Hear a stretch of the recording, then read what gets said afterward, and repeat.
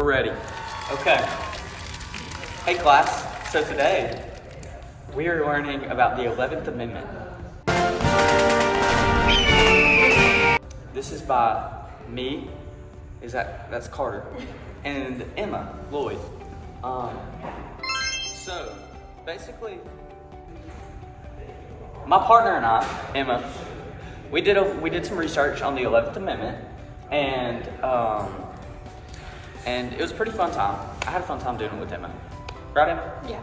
Okay. And Emma today will read to you what the 11th Amendment actually is. Okay. This amendment states it restricts federal court jurisdiction by preventing citizens of other states or Oh yeah. foreign nations for suing states in federal court, establishing the principle of state sovereign immunity. How does the 11th Amendment impact our society? The 11th Amendment to the Constitution of the United States, establishing the principle of state sovereign immunity. Under the authority of this amendment, the states are shielded from suits brought by the citizens of other states or foreign countries. The 11th Amendment also limits federal court jurisdictions, protects state finances, impacts legal challenges to state actions. This amendment also helps with balance of power. So basically the purpose of this amendment is it's basically just protecting people or states from people that are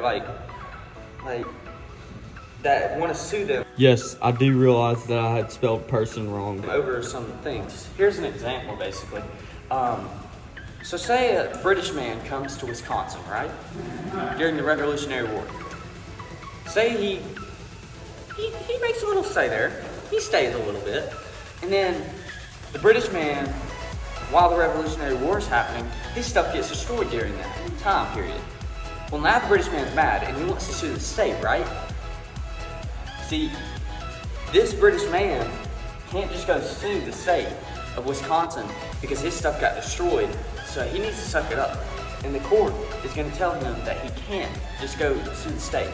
So this is the illustration here that is happening.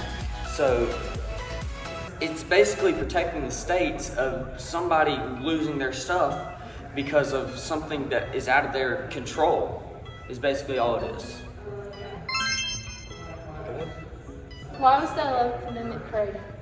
In 1789, Alexander Crushmole, a citizen of South Carolina, sued the state of Georgia under the Act to recover under a contract for supplies executed with Georgia during the Revolutionary. In the Supreme Court decisions, Crushmole versus Georgia, 4 out of the 5 justices agreed that a state could be sued under Article 3. As the 11th Amendment came into play, it was ratified with vast speed. You want to explain what ratified means for those that What was the process to create and ratify the 11th Amendment? Ratify basically means to, what's a good word for this? Ratify means to, adjust, with that amendment, basically. Connect. Okay, anyways.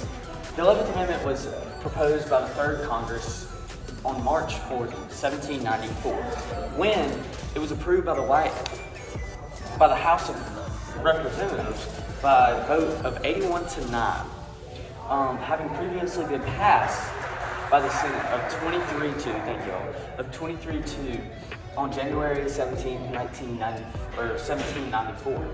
The amendment was ratified in the following states: New York, Rhode Island, Connecticut, and North Carolina. What changes resulted from the 11th Amendment soon after it was ratified? The 11th Amendment text prohibits the federal courts from hearing certain lawsuits against the state.